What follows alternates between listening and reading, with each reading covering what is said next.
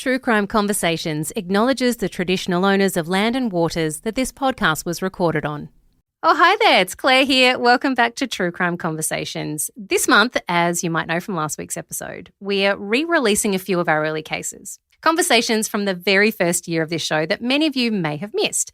Now, these stories are just as fascinating now as they were back then, and they shine a light on some of the lesser known but incredibly significant parts of Australia's criminal history.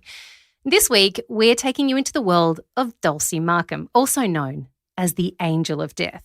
She's been called Australia's most beautiful bad woman, and for very good reason.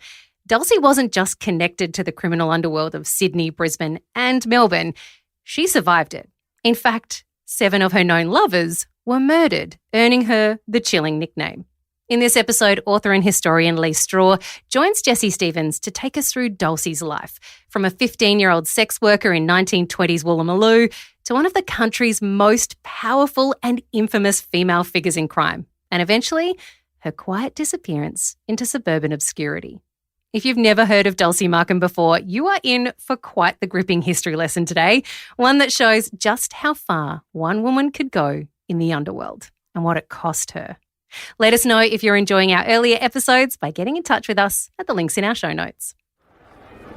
Dulcie Markham's eyes were an engrossing light blue, complemented by soft blonde curls and bright red lips. "I'd rate her 12 out of 10, said one detective.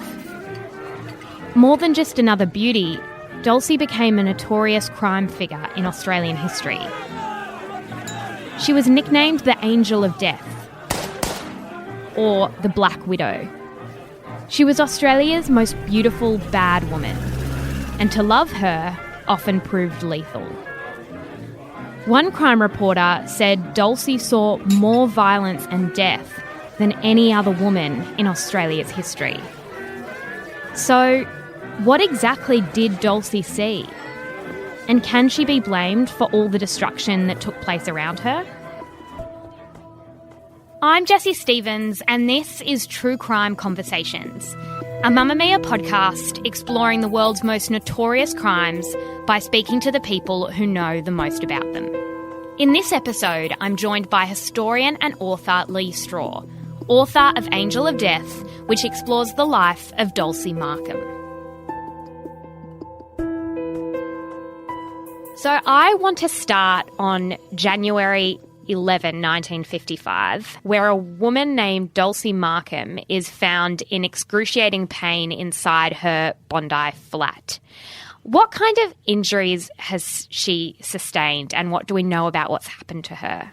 She's sustained pretty horrific injuries. She's got punctured lungs, broken ribs, other broken bones, and as you say, in pretty excruciating pain. There's a number of conflicting stories about it. One of the eyewitnesses had said that she'd been thrown from the second story of the Bondi Flats. Another story was that it was much higher or it was a different area.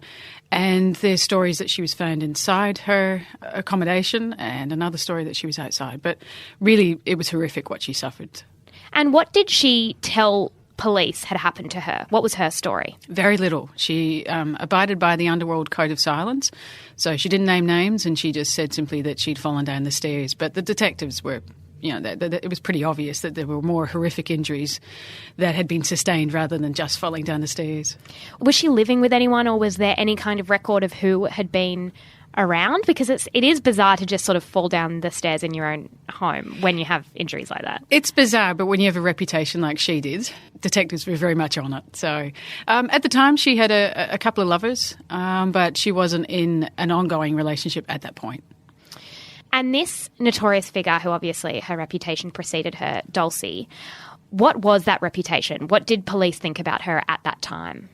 Her reputation was nationwide. She had nationwide notoriety. She was known as the Angel of Death. She was also known for a very long career in the violent underworlds of Sydney, Melbourne and Brisbane, and popped up in Perth in 1946 and was quickly shunted back to the eastern states as quick as the police could get her back here. So she's got this pretty notorious reputation, as I say. She also has a reputation as one of the most beautiful women working in organised crime in Australia at that time. What did she look like? Stunning. She was a real eye catcher, which meant that in the early days when she was involved in prostitution, she made a lot of money from it because she had the looks and she also had the services that she could provide.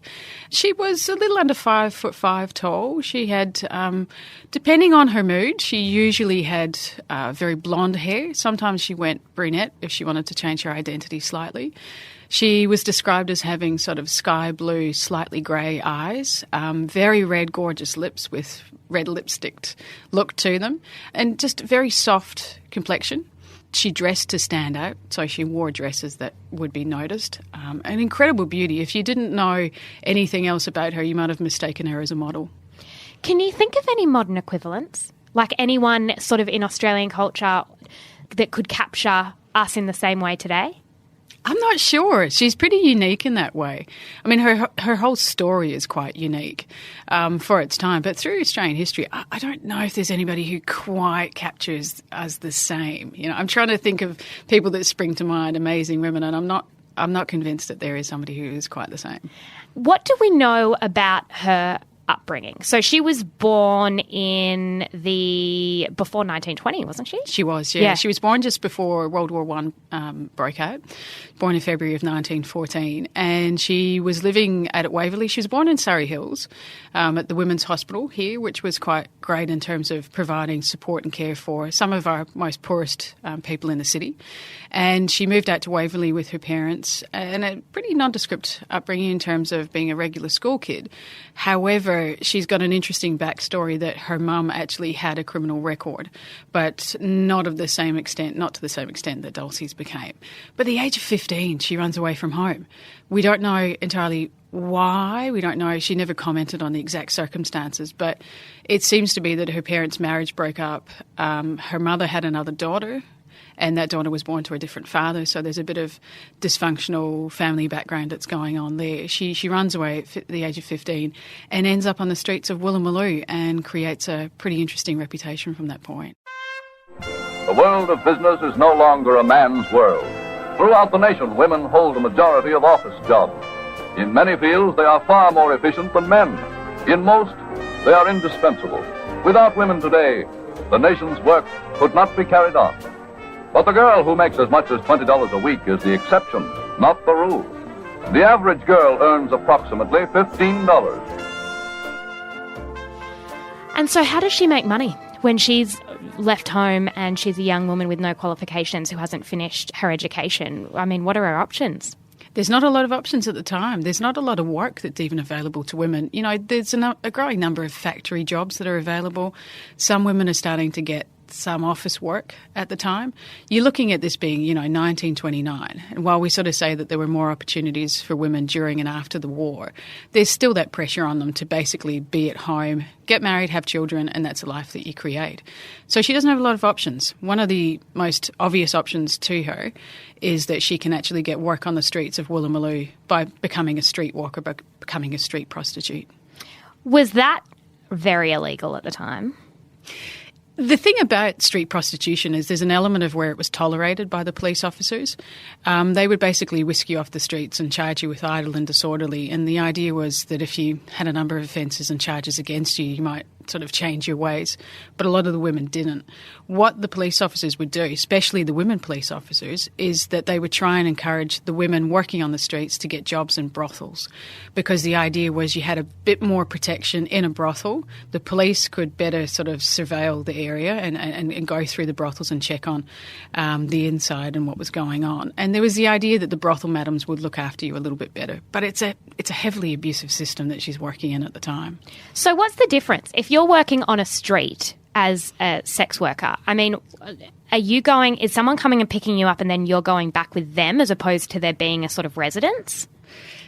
It depends on how popular you were. So when there was women who were working on the streets who weren't as popular, weren't as well known, they're in a more dangerous situation. They could be used by various numbers of men, of bludgers, as they were called at the time, that would basically take most of the proceeds of what they'd made and give them a sort of cut of it.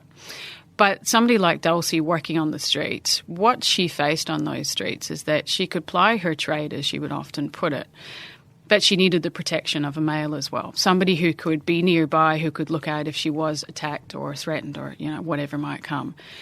The difference with that, if you're working on the streets to working in a brothel, is that there's less of a case of you being attacked by a random individual. So if you go to pay for sex in a brothel, you've got to get past the brothel madam, you've got the checks that go with that, and if you've already got a reputation, the brothel madams won't let you in the brothel. But on the streets, you are more vulnerable because there are any number of strangers who might try and ask for your services and you've got no background information whatsoever for them. Now, this might be a silly question, but what was the deal with contraception? So if you're a sex worker at that time, what are you doing to protect yourself? Well, the idea with contraception at the time is it was particularly hard for the women working on the streets because they didn't have the healthcare that went with working in a brothel. The brothels, as they were operating, I guess, in the 1920s and 1930s, is that you actually had health checks with the women. So the women went through the process of getting themselves checked out. There was the concerns about venereal diseases, so this assisted in looking after the women and also the clients. But the women working on the streets didn't have access to that as much. So in terms of contraception, you really are trying to work out your cycle, for example. So the women working on the streets and in the brothels, because of the nature of their work, they know their cycle, they know when's a good time and not a good time and so on. But there's less, access to contraception, but it is still there and it was encouraged. There are other methods, kind of getting into the prostitution history here, which is interesting, but there are other ways in which women, if they were trying to prevent getting pregnant, it doesn't necessarily mean that you're actually having sex with that client, that you could make the client think that you are, but you use your thighs in a very interesting I've read about that before. Yeah. So you put your thighs together Yep. and there's a way for them to think that you're having sex and you just stop. It's soft and fleshy and almost good buzz. I cannot believe that someone could be that, stupid. It's also some of the clients are coming out of pubs and they've had a few drinks. Yeah. Okay. So they're not in the best state anyway. The women, the stories I've listened to, this isn't just historic. This is also recent stories as well of how women have managed to work their cycle. They've also tried to work ways in terms of not using contraceptives in those days. But of course, these days it's a bit different because there's greater awareness, there's greater welfare for women, and you've also got a selection of methods in which you want to prevent yourself from getting pregnant. But it's not that it didn't happen. Some of the sex workers became pregnant, and certainly Dulcie did too. So there was the option of some of the women kept their children and they had other workers who looked after them with them, or there was neighbours and other people around Surrey Hills and Wooloomooloo and those kind of places. There was a lot of community acceptance of women in prostitution and help that was offered to the women if they had children. But the other options that are there obviously would be adopting the children out, giving the children away and that sort of thing. And Dulcie had quite an interesting relationship with men throughout her life. And, as you say, she was so beautiful and working in sex work that she came across particular types of men. What was that first relationship like? I think it was around 16 or something. Yeah, she met young Scotty McCormack in Wooloomooloo. And Scotty had already been a young offender. He'd been sent off to Gosford Home for Boys, along with Chow Hayes and other young kids that were there who became very well-known criminals in Sydney. And she met Scotty, and there was an understanding that they formed a very close relationship. And I think they were in love. I don't want to get too cynical about these things. I think they were in love. But there was also a very interesting working relationship where he could make money out of her prostitution as well. And he was known as a local thief. He was the kind of person that you went to if you wanted to get some knockoff stolen goods and sell them on for more money. He was the guy that you went to. He was also running with a number of the gangs at the time. So by the age of 15, 16, when she meets Scotty McCormack, she's already now becoming involved with somebody who has gang links. And from those gang links, he's linked to organised crime and its rise in the late 1920s.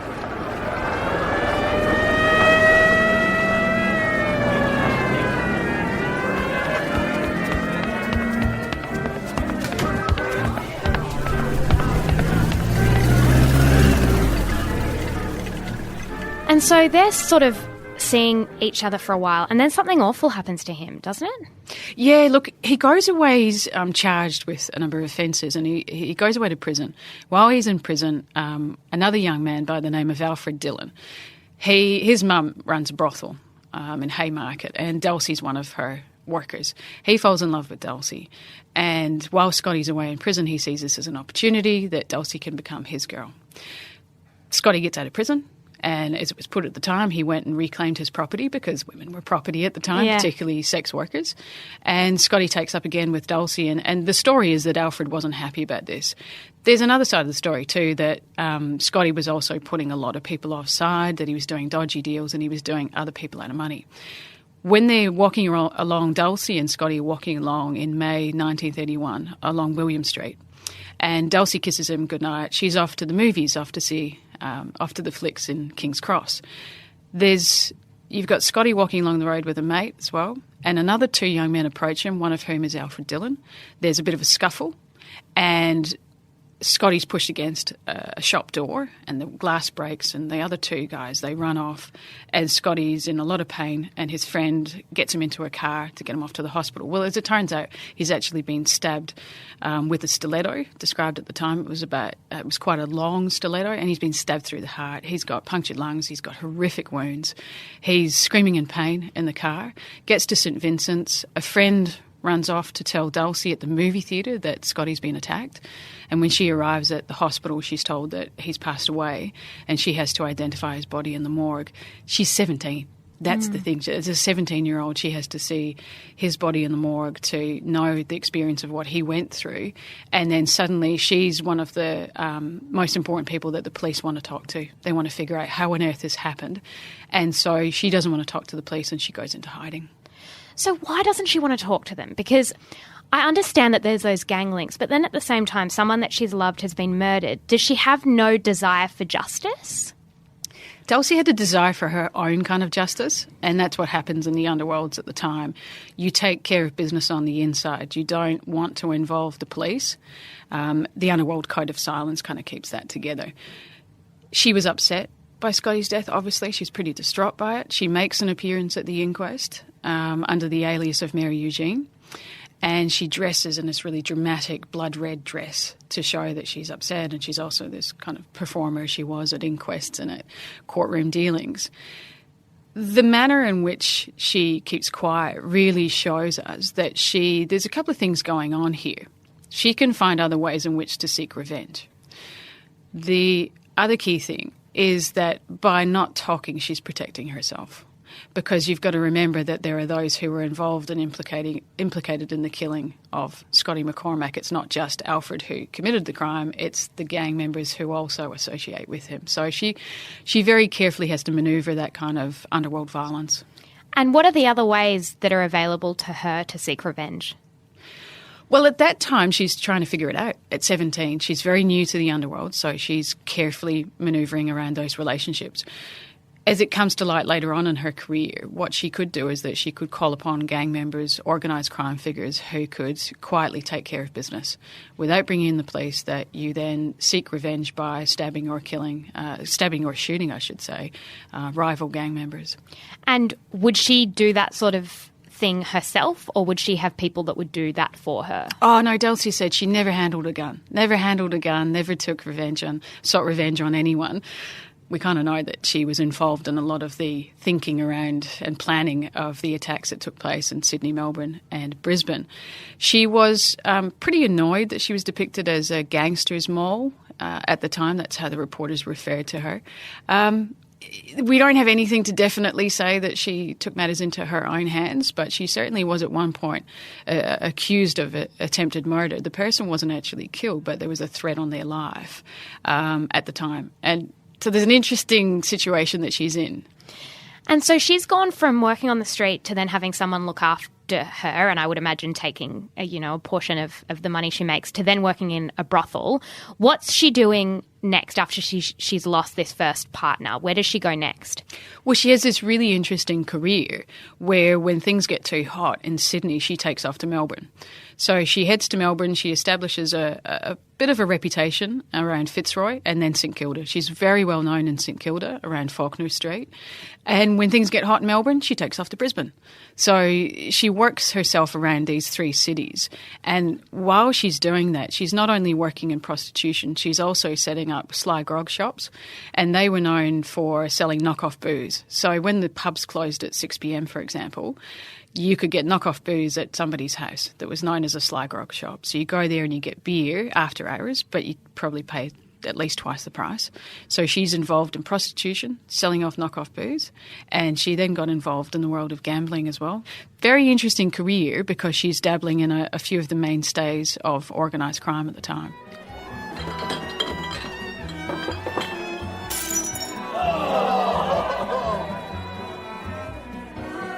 Did she make good money from all of those things? She did make good money. She made good money because you can tell that she wore really nice clothes, she had jewellery, she had the money to get her hair done, she had the money to buy makeup. These things are not available to a lot of women at the time who don't have enough money. So she did make a fair amount of money, but the difficulty here is it's still the case. As you said there before, you can make money through sex work, but there are always other people that are taking a portion of it. So you never entirely make all the money that you should get from the services you've provided. So she always got a cut of the money, and there were always those other organised crime male figures who took their portion of her earnings.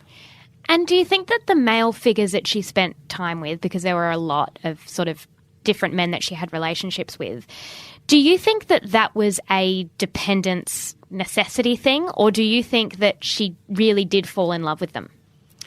It's a mixed bag, really. Depends on the individual. So I think that there's an element certainly of protection.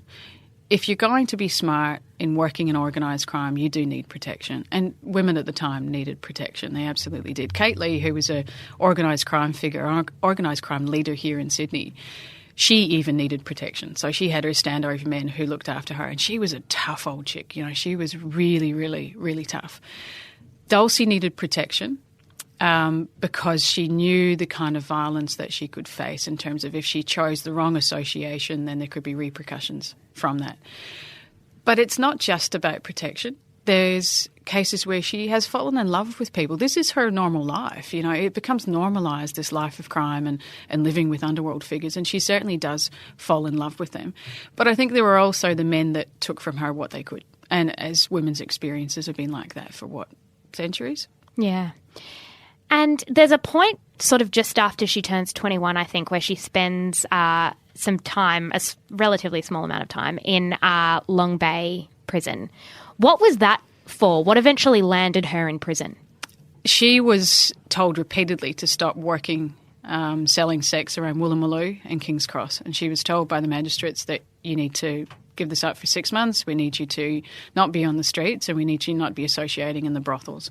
And of course, she didn't listen because she needed the money, and there were already those associations that are established. But she sent off to Long Bay, as a lot of other women in a similar situation were sent off for idle and disorderly or consorting with other criminals. What the New South Wales Police did at the time is that they managed to break up some of the criminal associations by introducing these consorting laws, which meant that, for example, if Dulcie is walking down the street with Nellie Cameron, who was another well-known prostitute, the two of them could be done for consorting, and they face 6 months in prison for it. This offence that she commits is tied to that a little bit, but it's more the idle and disorderly. Get you off the streets, put you in prison, and then the police have one less person to worry about on the streets. Back to her relationship. So she goes from Scott to then I've got like Frank Bowen, Arthur Taplin, I'm not going to be able to pronounce this, Guido Coletti? Guido Coletti. Guido Coletti. He was a particularly interesting one. Now, she has, I would call it a series of bad luck, but I suppose it's not really bad luck because it was organised crime. So, you know, things aren't going to go so well all the time. But these men, there's these terrible fates that befall them. How much is she responsible and how much is it just sort of the culture that she happens to be existing in?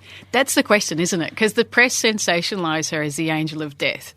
But as you say, she's involved with organised crime. You know, there's going to be cases where there are killings that take place. That's the nature of organised crime. Rivalry comes out in a very violent way. And the term the Black Widow, which they referred to her, was almost as though it was putting blame on her for the fact that these men were dying, which I thought was interesting. Well, it's the old characterisation, the femme fatale. You know, if you can account for a femme fatale, then it's a woman's problem rather than what's actually going on in the male world. And so she suffered a little bit from that. I mean, if you kind of think of it, she was a bit of a femme fatale. But this idea of her being the angel of death, look, she's there when a number of lovers take their last breath. Guido Coletti in 1939 is dying in her arms in a house in Brom Street in the Loo. And it's interesting that the press then feeds into that. She's the angel of death. There's these men who are dying around her. I guess the reality too, if you look at that in terms of these men who are dying in her arms, we don't have any other comparison really. Because she's about the only woman, if not the only woman at the time, who does lose that many lovers, husbands, boyfriends. So she stands out in that respect because the press don't have another woman to go to say, well, Dulcie's had these lovers who've died, you know, either in her arms or she's known them or, you know, she's been in another city when they were killed. But there's not another woman to go to make that comparison. So it was based in some fact as well. Can you tell us what exactly happened to Guido? What sort of led to his death? Well, Guido's death came probably close to a decade after it should have initially happened because he was at the centre of the Razor Wars in Sydney from 1927 to 1931. He was a well-known gangster. He liked to kind of think of himself a little bit as like an Al Capone of Sydney, but a very different reputation. When you say the Razor Wars, what were the Razor Wars? So the Razor Wars in Sydney were an example of some of the most violent years in Australian crime history. What you essentially have is that the police are trying to break up these gangs. They're trying to break up the rise of organised crime. There's gun violence, there's shootings, there's open brawls that take place in the streets of eastern Sydney. So the police introduce Pistol Licensing Act laws, basically says that you need to actually carry with you the permission to have a gun, have a revolver. And it's their way of trying to stamp out violent crime. The thing is that the Underworld crooks are smart. So they figure out, well, I can't carry a gun, I'll carry a razor. And a razor is actually a lot easier to conceal from the police. And if the police find a razor on you, you can turn around and say, well, I've been using it to shave. Okay? Isn't that a much more brutal way to kill someone? It's a much more personal way. Yes, definitely. Knife violence is a horrific way in which to be attacked or to suffer, to be murdered, if you will, because it's very intimate, it's very close. The same has happened to Scotty, you know. He takes that stiletto through the heart, like that's immediate, that's right at you. A gun gives a bit of distance. So you get a distance from the person to take your aim. So the police, in trying to deal with gun violence, created another avenue for extreme violence, and that razors were used. And so what happened to Guido? So Guido, he survives the Razor Wars. He basically is trying to manipulate this ongoing control of crime in Sydney from a lower level because at the time Caitlin and Tilly Devine are still running the show. And he puts a lot of rival gang members offside through the 1930s. He marries Nellie Cameron, another known prostitute, very popular prostitute. He marries Nellie, but their marriage breaks up. He then, by about the middle of the 1930s, becomes one of Dulcie's lovers.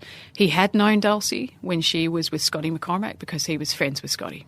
So she's had an earlier association with him. And then by 1939, he is with Dulcie. They've decided that they're going to go along to a house party in Brom Street. And he's had an afternoon where he's becoming more and more agitated because his rival gang members are probably going to be at that house. The story is that he pulled out 2 pistols at a football game that afternoon, didn't shoot them, didn't attack anyone, but he was trying to sort of muster up this idea of himself as still this criminal figure as such. Turns up at the house with Dulcie. She goes off to have a chat with the women at the back of the house, and then there's this complete pandemonium takes place where there's an argument, and in the throes of the violence that's taking place, the punches are thrown, people are scattering, and in the hallway of that house, Guido is shot in the abdomen twice at least. And what happens is that he's crumpled over in pain. Dulcie runs in and he dies in her arms. So basically, he ultimately dies because of gang violence and gang rivalry. And does the same thing happen in terms of Dulcie not wanting to tell the police or not wanting to help any external, not wanting to tell any sort of external parties about what's happened? Absolutely. She took off again. So she goes into hiding away from the police because she knows that she's been there in that immediate moment. Now, when she's got Guido in her lap while he's dying, there's a couple of detectives come to the house, obviously, to investigate. This is a crime scene. They've got a serious incident that's taken place, and she doesn't tell them anything. She immediately that's a moment where she's abiding by the Underworld code of silence, doesn't tell the police officers, and in the days and weeks that follow, she goes into hiding, and the police are trying to find her. But they do have other women at the house who can testify, who can give evidence at the initial inquest, then it goes to trial, and then those same women will give evidence at the trial. But the trial doesn't go how the detectives would want it to, even without Dulcie. The other women, the pressure is on them not to talk. And in fact, the two men who were said to be responsible, they were both, they were never found guilty, if you will. And when you say the pressure was on them not to talk, would there be consequences if you went and testified, about someone in that kind of gang world? Would there be pretty serious consequences? Absolutely, yeah. While there was less violence that was inflicted directly towards women, they certainly weren't free from that kind of violence. So if you talked to the police, if you gave evidence, then there would be members of that Brom Street gang who would find you. And you don't have to be killed. That doesn't have to happen. But there's enough violence that could be inflicted that you learn the lesson, if you will. We must get word to girls everywhere throughout the country, no matter how bad the conditions where you are. Unless you have money enough to support yourselves in the city for a full year, stay home. Now, in the 1940s, there's a record of Dulcie having a child. What do we know about what happened there? Because obviously she's been working in sex work for years before that, and then there's this record, but things get quite murky. They get murky, and they still are murky because she refers to a child in evidence that she gives in a case of charges laid against her. And the child would be very young at that stage. 10 years later, she's referring to a 10-year-old daughter. That's all we've got. We don't actually know who the father was. We don't know the child's name. There's no formal registration of that birth. So there's a lot of questions around that child. Potentially, the daughter could still be alive. And I've heard from some family that she is still alive, but she doesn't talk about her mother. It's a sore point, if you will. And so when I was putting together Dulcie's story, I had contacted her family. Her nephew was only made aware of his aunt's story after his mum died. So he never knew he had this notorious Aunt Dulcie in his family. So they're still putting together their story as well. But we don't know what happened to the daughter. So do you think that from that information we could deduce that it was a complicated relationship? Like if she'd had a daughter and they sort of lived together and they were close, then do you think there'd be more information? Look, there might be. It's really dependent on that daughter, and what we don't know for certain the kind of relationship that they had. I would imagine it would have been a pretty difficult life to be involved in. And I'm not sure if Dulcie's daughter stayed with her for the long term. It could well be that she was in care or she was with other family. If you imagine it, that's a pretty hard life to have if your mum is running away from the law on a regular occasion and your mum's also working in sex work, involved with drugs, and then also involved with the gambling houses as well. Pretty tough life for a kid to grow up in. So in the early 1950s, there's a case where Dulcie finds herself shot in the hip, along with a partner, I believe, Gavin. Yes, yeah. What led to that incident? So the Walsh brothers were another example of underworld figures who'd crossed too many leaders, too many people, and There's an incident that occurs in Dulcie's Faulkner Street cottage where there's a gentleman turns up and he wants to talk to the Walsh brothers. Dulcie's asleep on the bed with one of the brothers. The other brother answers the door, and the individual who's wanting to talk to the Walsh boys, he shoots that brother who cops a bullet through the hand trying to protect himself. He turns out to be okay, but this offender runs into the bedroom and he shoots at the other brother. But in the meantime, Dulcie's caught in the crossfire, so she's shot on the hip and falls off the bed, and she's slumped down on the ground next to the other Walsh brother, who he died from his pretty horrific injuries. Again, next to her? Yes. Wow. So at this point, she's had some pretty, been involved in some pretty serious incidents, and is she still working sort of in the sex industry at this point? She is at the time, but what changes is that the injuries that she sustains, pretty horrific bullet wounds to her hip, it means that she's on crutches for a fair amount of time. So if you think about it, that's going to do you out of some business. Yeah. Because you can't perform as you could have done before. Not that she didn't try. Dulcie had a lot of staying power in her. She most certainly did. There's one great story before all this happens that she was a police officer who stumbled across her in St Kilda when she was half naked running down the street with an axe. And you think that's pretty obscene to see that. But she thought there was nothing wrong with this and turned around and said to them that she had a client who tried to do her out of some money. So it was perfectly fine for her to chase him down the street half naked with an axe. This is the kind of woman that she was. She had to really protect herself, and she was pretty tough. But going back to 1951 when she's been shot and her work afterwards, it was hard for her to keep up that work. She did continue in prostitution, but not to the same extent, because even after she hasn't got the crutch, she has a limp. And so she's known as Limping Dulcie on the street. So it has a dramatic physical impact on her. So what eventually leads her to leave that industry altogether? You know what ultimately leads to her thinking that she's got to get out because she might not survive is being thrown off the Bondi Flats.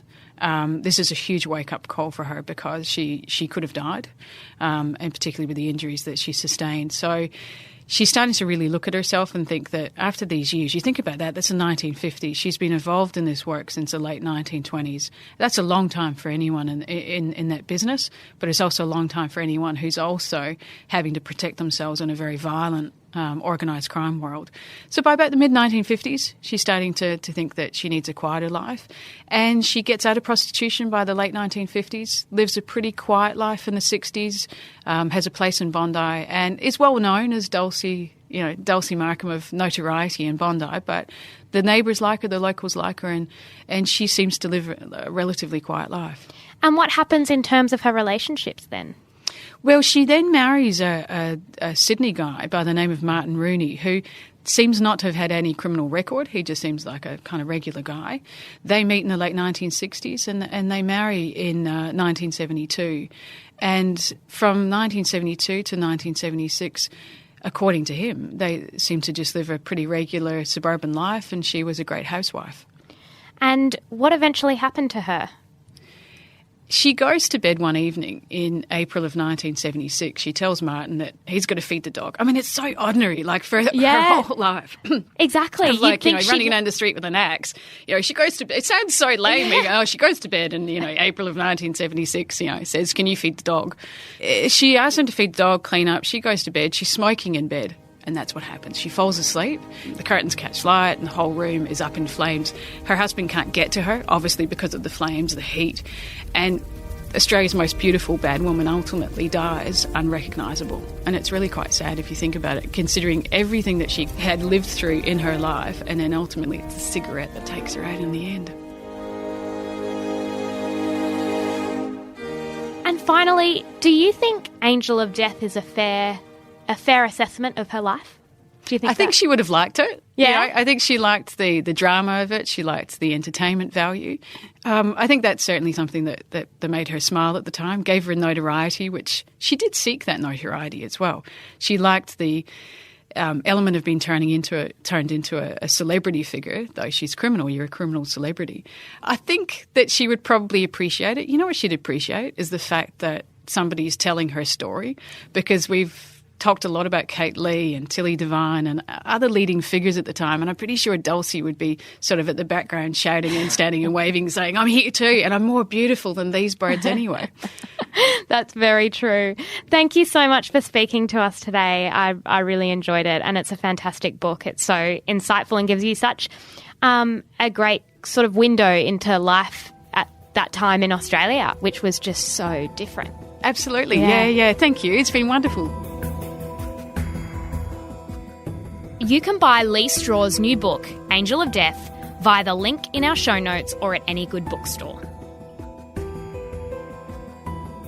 True Crime Conversations is a Mamma Mia podcast.